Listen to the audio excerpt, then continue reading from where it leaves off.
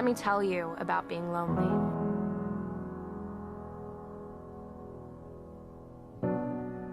What about your friends?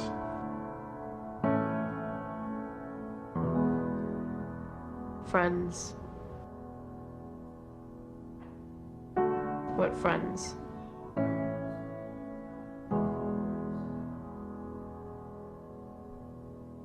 I just needed to be alone. This was starting to be more than I could live with. Why don't we start with how you're feeling right now?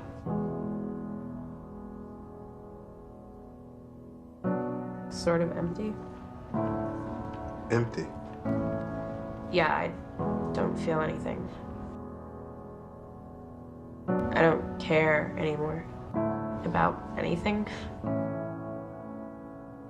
School, myself, the people here.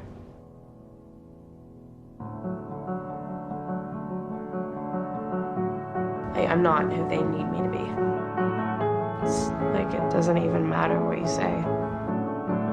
No one knows what's really going on in another person's life. And you never know how what you do will affect someone else. Justin and then Jessica, who each broke my heart. Alex, Tyler, Courtney, Marcus, who each helped to destroy my reputation. Bryce Walker, who broke my soul. Could a person be that sick?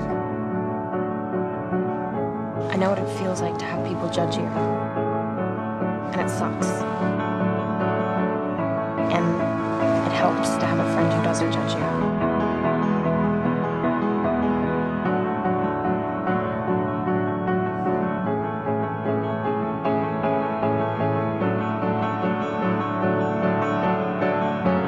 I need it to stop.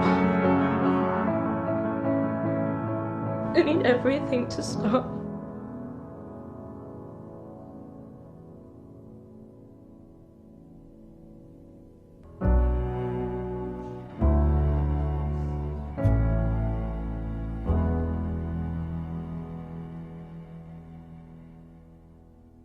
And for a minute, just a minute, I felt like maybe I could beat this.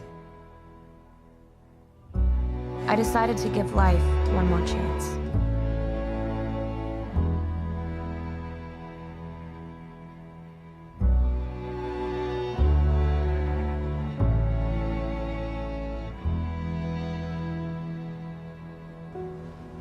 I cost a girl her life because I was afraid to love her.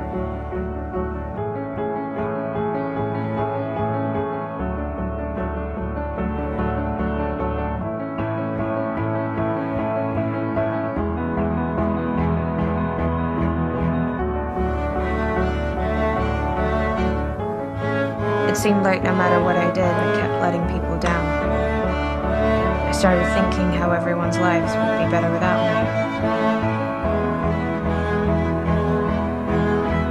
And what does that feel like? It feels like nothing. Like a deep, endless, always blank nothing. What if my melodies are the ones nobody hears?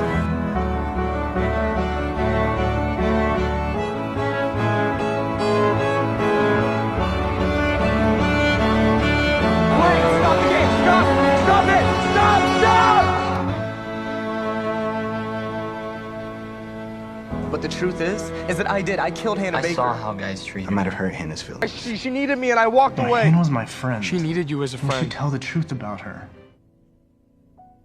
We all killed Hannah Baker.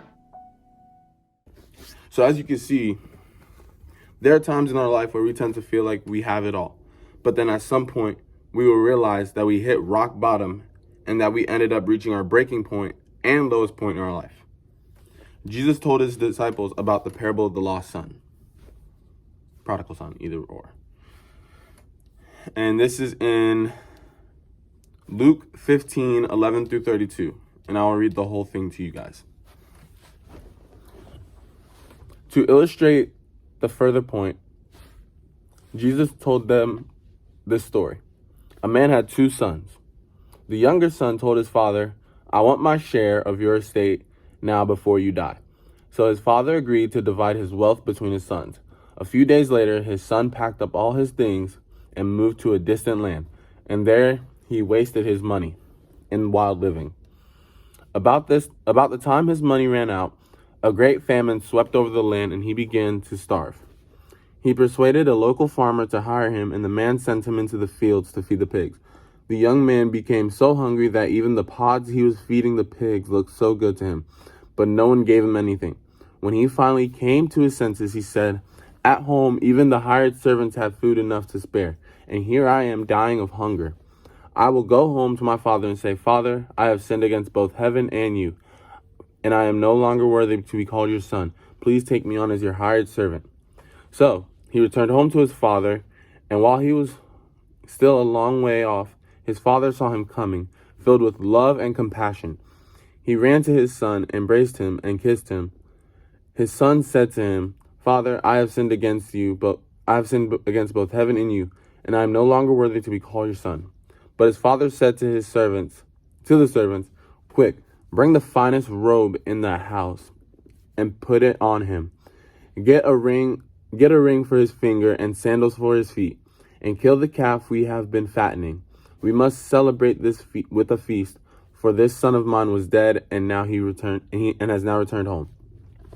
He was lost, but now he is found." So the party began. Meanwhile, the older son was in the fields working. When he returned home, he heard the music and dancing in the house, and he asked one of the servants what was going on.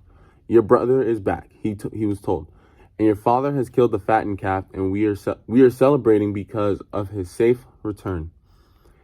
The older brother was angry and wouldn't go in. His father came out and begged him, but he replied, "All these years I've slaved for you and never once refused to do a single thing you told me. And in all that, you never gave me even a young goat for a feast with my friends. Yet this son of yours comes back after squandering your money on prostitutes. You celebrate by killing the fattened calf?" His father said to him, "Look, dear son, you have stayed by me and everything I have is yours. We had to celebrate this happy day, for your brother was dead and has come back to life. He was lost, but now he is found." So, as we can see, there are two sides to this story. There's two sides to this parable. Let's go ahead and look at them.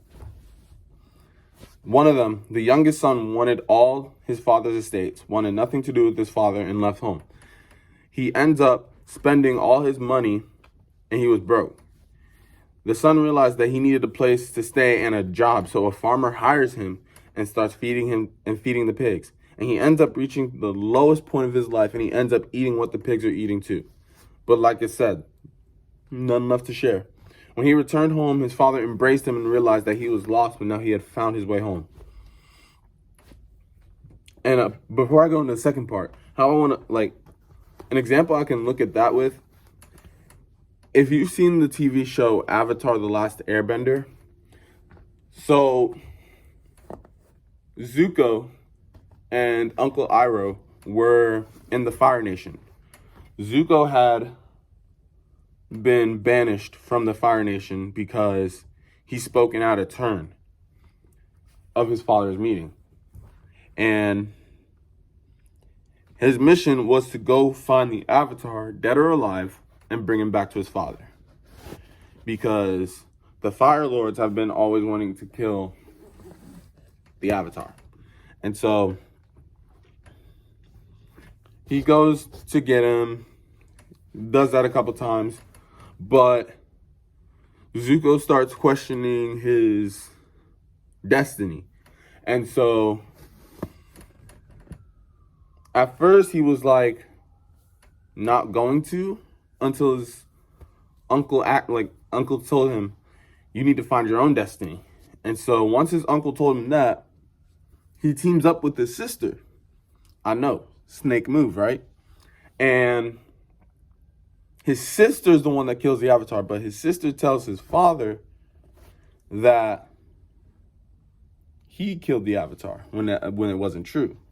And so Zuko comes back home and is in the meetings and stuff, and he's welcomed back in and all that. and he's having this gut feeling that he knows the Avatar's alive. And sure enough, the Avatar was alive, and he tells his father. And he ends up saying that he's going to fight. He's going to help the Avatar defeat him. Now, he goes and meets up with Avatar Aang, Katara, Sokka, and Toph, and the others. At first, they didn't welcome him in right away because he's been trying to attack them so much. But in trials they went through, they've been able to trust Zuko. And so Zuko and Uncle Iroh reunited, and Uncle Iroh gave him a big hug, and after Zuko apologized to him and stuff, and Zuko's like, I thought you were mad at me. And Uncle Iroh said, I was never mad at you. I was afraid you would lose your way. Zuko said, I have lost my way, but now I found it. And that's pretty much saying he was lost, but now he was found. And so the oldest son, who stayed loyal to his father and listened to what he said, was angry because the youngest son got the nicest robe, the fattened calf, and a huge feast for his return. He wondered why didn't he get any of that, and his father said to him, look, dear son, you have always stayed by me, and everything I have is yours. We had to celebrate this happy day, for your brother was dead and has come back to life. He was lost, but now he was found. So when people talk about this story, they tend to leave out the oldest son. But he is a huge factor in this story as well as the youngest son. And so my question could be, for this story would be, who really is the prodigal son? Is the prodigal son the oldest who stayed loyal to his father? Or is the prodigal son the youngest son who ran away with all his estates from his father and reached his lowest point of his life and came back to his father, threw a party for him by killing the fattened calf and wearing the nicest robe? And so, what if it's both? Who knows? But there are 3 ways to understand that God will always find us when we are lost. One of them, the first one, is knowing that you're not alone.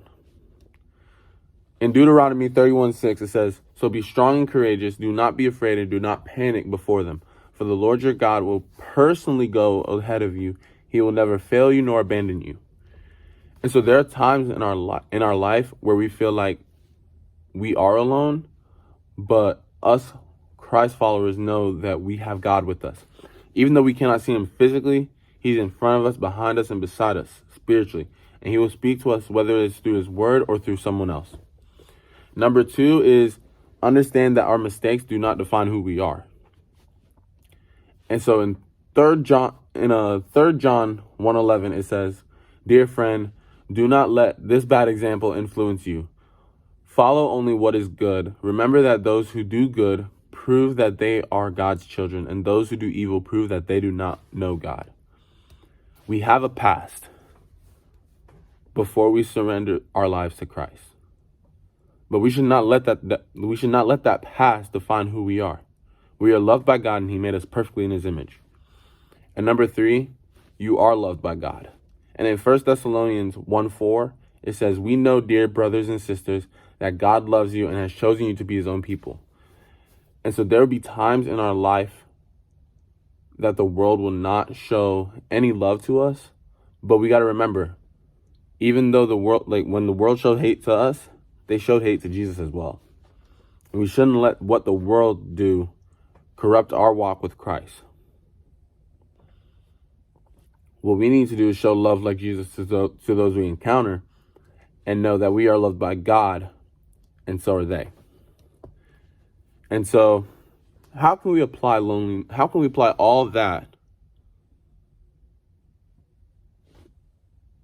to our life today? And it's with those 3 steps. Know you're not alone. Understand our mistakes do not define who we are. and you are loved by God. And so the closing questions I have are, was there ever a time in your life where you felt like you were all alone? How can you overcome the feeling of loneliness when you feel like you're alone? And are you going to surrender the feeling of loneliness to God? And so that is the conclusion of Lost and Found and overcoming loneliness. And so next week, we will go over overcoming anxiety. Stay tuned.